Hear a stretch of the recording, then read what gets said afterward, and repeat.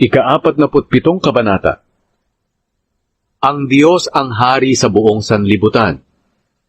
Kayong mga tao sa bawat bansa, magpalakpakan kayo. Sumigaw sa Diyos ng may kagalakan. Ang Panginoon ang kataas-taasang Diyos at kagalang-galang. Siya ang dakilang hari sa buong sanlibutan. Ipinasakop niya sa aming mga Israelita ang lahat ng bansa. Pinili niya para sa amin ang lupang ipinangako bilang aming mana. Ito'y ipinagmamalaki ni Jacob na kanyang minamahal.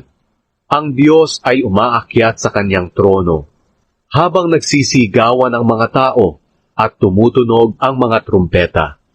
Umawit kayo ng mga papuri sa Diyos. Umawit kayo ng mga papuri sa ating hari, dahil ang Diyos ang siyang hari sa buong mundo. Umawit kayo sa Kanya ng mga awit ng pagpupuri. Ang Diyos ay nakaupo sa Kanyang trono at naghahari sa mga bansa. Nagtitipon ng mga hari ng mga bansa, kasama ang mga mamamayan ng Diyos ni Abraham. Ang mga pinuno sa mundo ay sa Diyos, at mataas ang paggalang nila sa Kanya.